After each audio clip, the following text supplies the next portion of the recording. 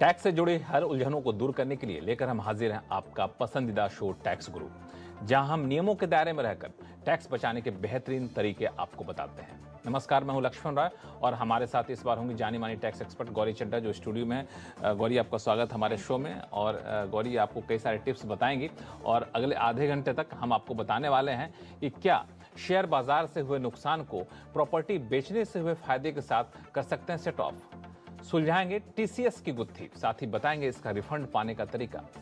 नील GST return भरते वक्त रहे सतर्क, आ सकता है टैक्स का नोटिस। तो इन सारे मुद्दों पर बातचीत करेंगे, लेकिन इन दिनों टीसीएस को लेकर कई सारे सवाल आते हैं। क्योंकि कई लोग पेमेंट करते हैं तो वहाँ पे टीसीएस कट जाता है और ये टीसीएस जो है टैक्स कलेक्टेड एट सोर्स है। क्यों? तो ये जो टीसीएस, पहले समझाएं कि टीसीएस आखिर कटता किन किन हालात में है। देखिए, टीसीएस हर केस में नहीं कटता है। कुछ केसेस होते हैं जिसमें टीसीएस कटता है, जिसमें कुछ लिमिट्स भी दी गई हैं। जैसे आपने गाड़ी खरीदी, 10 लाख से ऊपर गाड़ी खरीदी, अल्कोहल पे है, फॉरेन रेमिटेंस पे है, तो ऐसी कुछ चीज़ें हैं। आप कह सकते हैं थोड़ी सी जो हाई वैल्यू ट्रांजैक्शंस, जिनको आप कह सकते हैं थोड़ी सी ज़्यादा अमाउंट की ट्रांजैक्शंस हैं, उनके ऊपर यूजुअली टीसीएस लगता है। तो ये जो टीसीएस लगता है, ये जो सेलर होता है ये कलेक्ट करता है। इसका रेट काफ़ी कम होता है, 1% या कुछ केसेस में 5% भी होता है। तो ये जो टीसीएस है जो जिससे कलेक्ट किया जाता है, उसके पास अगर पैन है, इसके बावजूद टीसीएस उससे लिया जाएगा?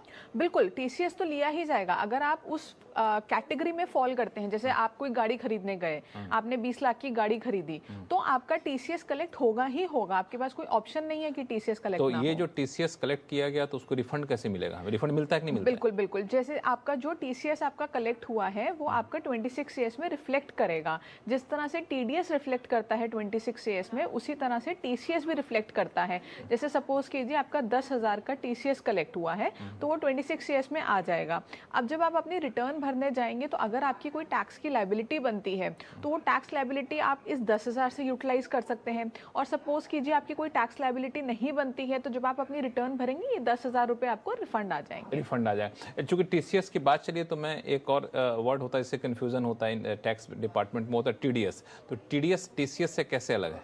देखिए, टीडीएस जो होता है वो जो पेमेंट कर रहा है वो टैक्स काट के पेमेंट करता है। टीसीएस जो पेमेंट ले रहा है, यानी कि जो सेलर है, वो कलेक्ट करता है। तो ये टीडीएस और टीसीएस में मेन डिफरेंस है।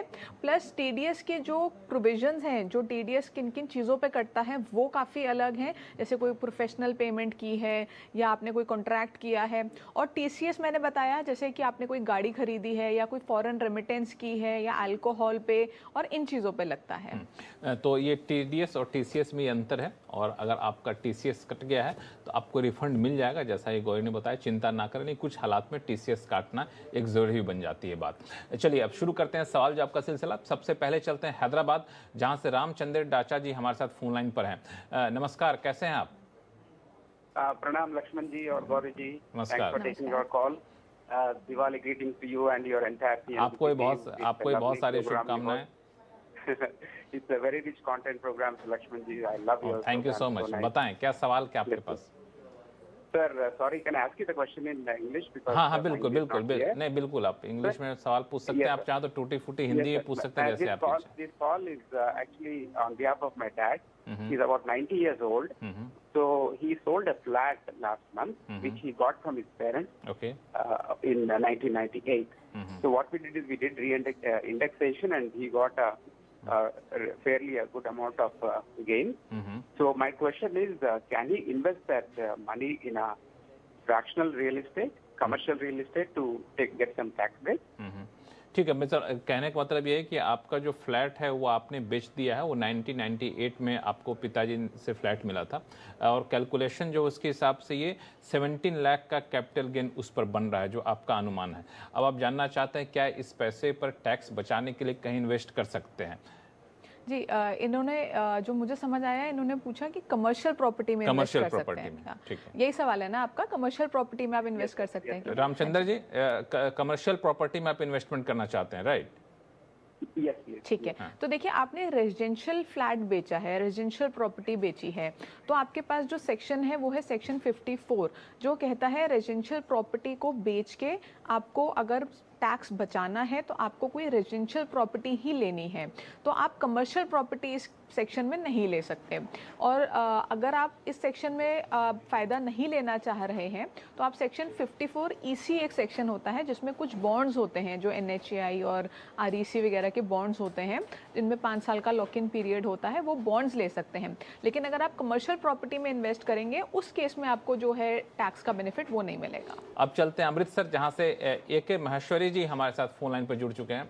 महेश्वरी जी नमस्कार, क्या सवाल है आपके पास? हाँ नमस्कार सर, गौरी मैडम नमस्कार। नमस्कार नमस्कार। हाँ बहुत अच्छा लगता है आपका शो, मैं देखता रहता हूँ यदा कदा और अच्छी एडवाइस मिलती है। तो अभी क्या मेरे पास जो एक क्वेरी है, मेरा जो पॉइंट है वो ये है, मेरे फादर ने अगस्त में, he is 90 years old, I am also 63 running now, तो 2 करोड़ का एग्रीकल्चर लैंड सेल किया है। अच्छा। तो उसके लिए मेरे पास एक तो टैक्स बचाने के लिए ऑप्शंस क्या हैं, एक बात तो ये पूछनी है। दूसरा मेरा ये है कि अगर वो अमाउंट, क्योंकि ही इज 90 years old, तो वो अगर वो टैक्स फ्री गिफ्ट करना चाहे ऐसा बैंक से ट्रांसफर, तो वो फैमिली में मान लिया मेरे को या मेरे बेटे को, बेटे की वाइफ को या बेटी को, कौन कौन एलिजिबल होगा उसको टैक्स फ्री लेने के, ताकि फर्दर इन्वेस्टमेंट हम बेटर करना चाहता हूँ मैं अपनी, मतलब उनके लिए, पोता पोती के लिए। तो वो मेरा एक रिडल है इसमें, वो कैसे करना है, क्या करना चाहिए, best option to save the tax. Land sale की है एग्रीकल्चर। ठीक है। तो देखिए, इसमें आपको सबसे पहले ये देखना है कि जो लैंड है वो रूरल लैंड है या अर्बन है।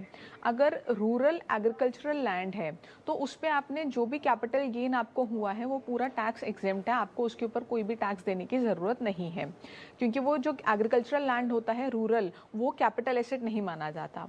अगर यही आपका अर्बन एग्रीकल्चरल लैंड है तो आपका जो एग्रीकल्चरल लैंड आपने बेचा है उस पर जो आपको कैपिटल गेन हुआ है वो बचाने के लिए आपको 2 साल के अंदर एक और एग्रीकल्चरल लैंड खरीदना होगा और आप अपना टैक्स बचा पाएंगे।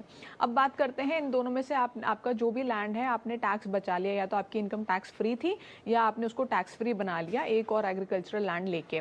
अब आप उस पैसे को, आपके फादर यानी कि उस पैसे को आगे गिफ्ट करना चाहते हैं।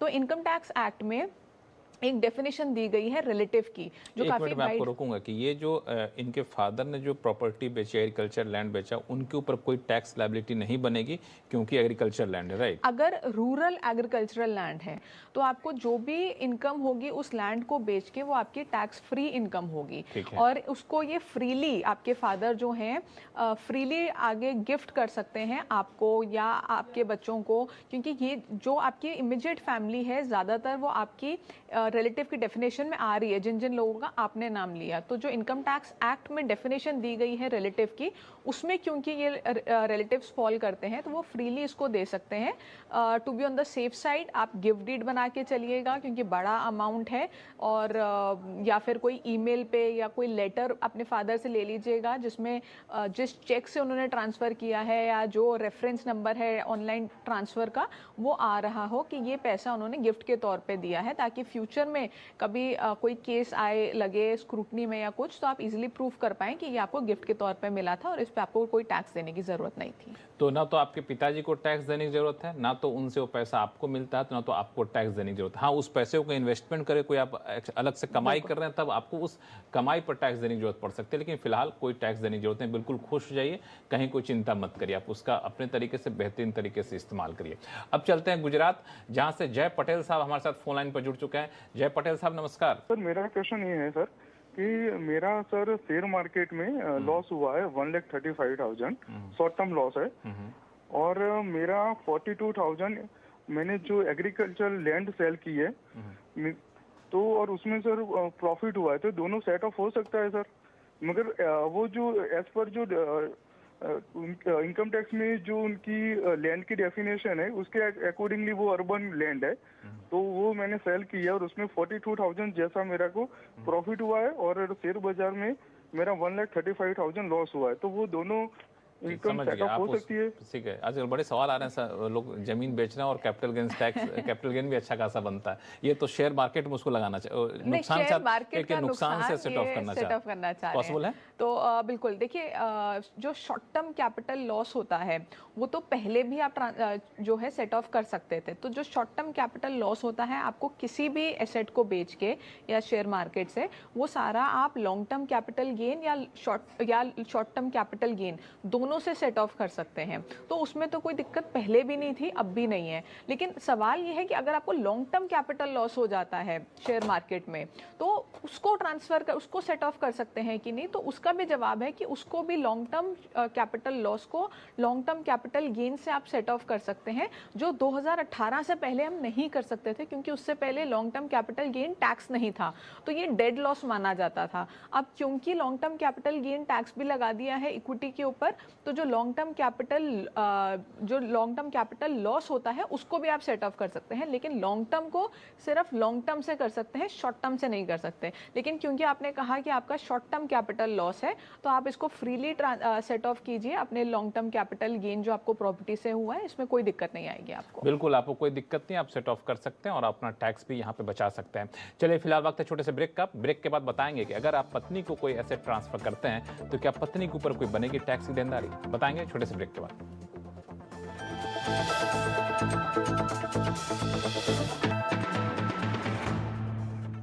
ब्रेक के बाद एक बार फिर से आपका स्वागत है। आप देख रहे हैं टैक्स गुरु और आपके सवालों का जवाब देने के लिए हमारे साथ हैं जाने मानी tax expert Gauri Chadha.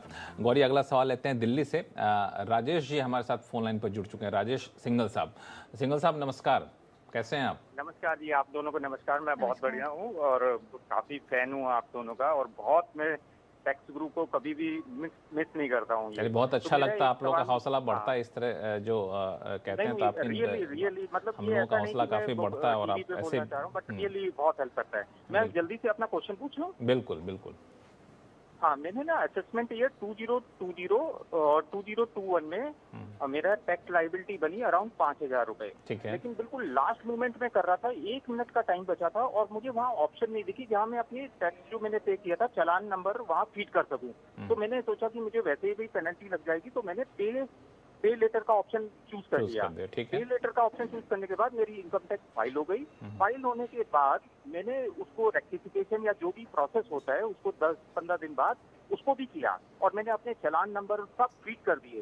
Even उसके बाद मुझे कोई रिस्पॉन्स नहीं आया, तो मैंने भी डाला उन्हें कि ऐसे ऐसे मेरा ये है, क्या वो रेक्टिफिकेशन हो गई है?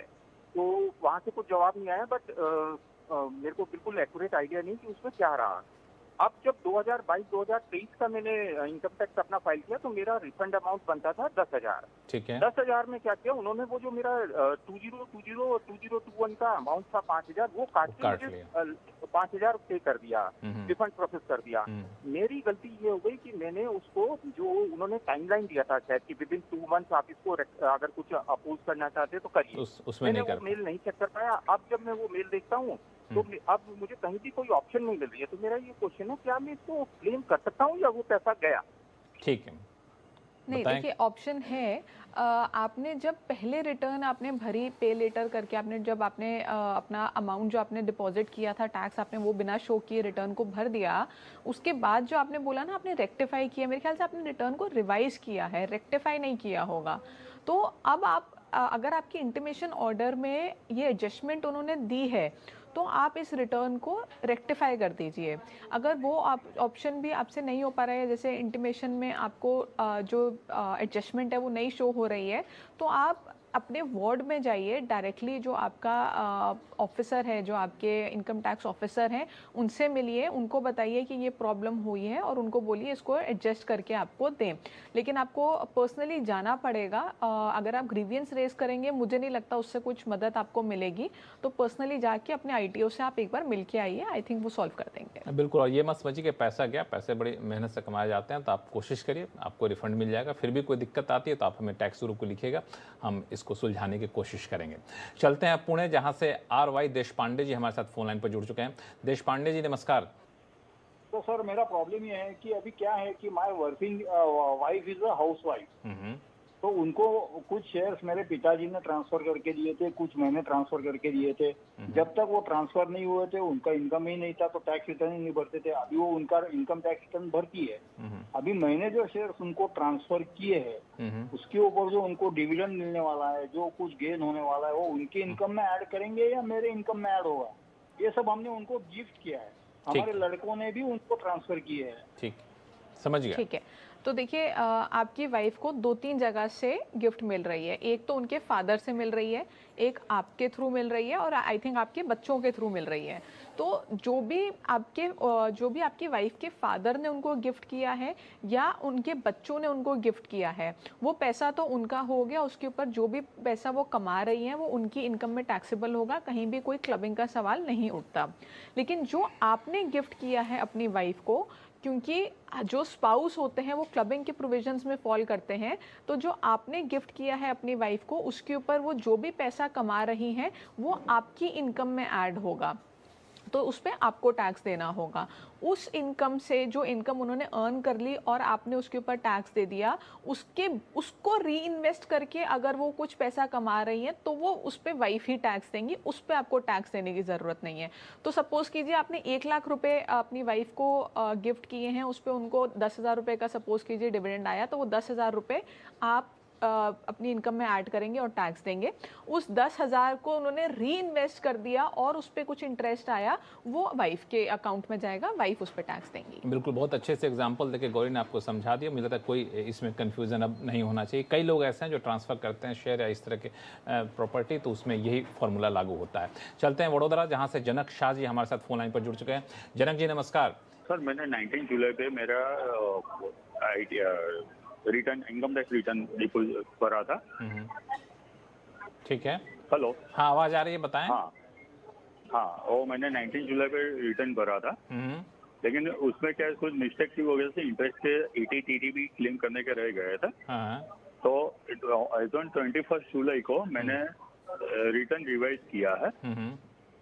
तो इनकम टैक्स डिपार्टमेंट वाले बोलते हैं कि 21 वाला रिटर्न जो आपने रिवाइज किया है वो हमको तो दिखाई नहीं देता है। अच्छा। और 19 वाले जुलाई में जो किया है ना, वो उन लोगों ने ग्रीवेंसेस के साथ मुझे वापस कर जॉब देने के लिए, लेकिन वो साइट खुल ही नहीं रही है। ठीक है, बस यही मेरा सवाल है। ठीक है, क्या कर सकते हैं गौरी? देखिए आपने अगर जैसे रिटर्न रिवाइज की है तो आपको उसकी एक्नॉलेजमेंट भी आई होगी जो आपके पास सेव्ड होनी चाहिए। अगर आपके पास वो एक्नॉलेजमेंट है तो वो एक्नॉलेजमेंट लेके आप डिपार्टमेंट चले जाइए और पर्सनली अपने ITO से मिल के आइए। अगर आपके पास वो एक्नॉलेजमेंट नहीं है, इसका मतलब ये है किसी टेक्निकल एरर की वजह से, या कोई भी एरर हो सकता है आपकी तरफ से, साइट की तरफ से।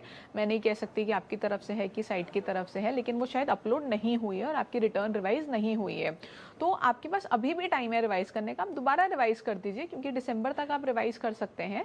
तो अगर पहले रिवाइज नहीं हुई थी तो दोबारा रिवाइज कर दीजिए, पहले हो गई थी, आपके पास एक्नॉलेजमेंट है तो डिपार्टमेंट एक्नॉलेजमेंट लेके चले जाइए और आपकी जो प्रॉब्लम है वो सॉल्व हो जाएगी। बिल्कुल, फिर भी ना सॉल्व हो तो हम लोग बैठे हुए, आप हमें लिखिएगा सवाल, हम उसको सुलझाने की कोशिश करेंगे।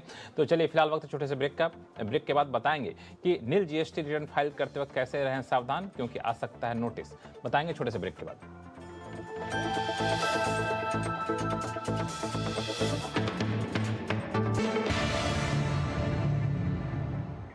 ब्रेक के बाद एक बार फिर से आपका स्वागत है। आप देख रहे हैं टैक्स गुरु और आपके सवालों का जवाब देने के लिए हमारे साथ हैं जानी मानी टैक्स एक्सपर्ट गौरी चड्ढा। गौरी, लोगों के सवाल नहीं, इससे पहले एक मुद्दा जो बहुत लोगों के पास इन दोनों नोटिस आ रहा है, ये नोटिस आ रहे हैं उन लोगों को जिन्होंने GST का रिटर्न नील फाइल किया है। तो मेरा सवाल ये है कि किन किन हालात में नील रिटर्न फाइल करते हैं, और इस तरह से नोटिस आ जाए तो क्या करना चाहिए? देखिए एक बार 2 बार आपने नील रिटर्न फाइल कर दी तो नोटिस आपको नहीं आएगा, लेकिन पिछले कई महीनों से अगर आप नील फाइल कर रहे हैं तो अब जो है GST डिपार्टमेंट वो नोटिस इशू कर रहा है और वो पूछ रहा है कि इतने महीनों से तो आपने नील रिटर्न फाइल की है तो आपको GST नंबर लेने की ज़रूरत क्या है। तो अगर आप इसको रिप्लाई नहीं करते हैं तो आपका जो GST रजिस्ट्रेशन है वो कैंसिल हो जाएगा।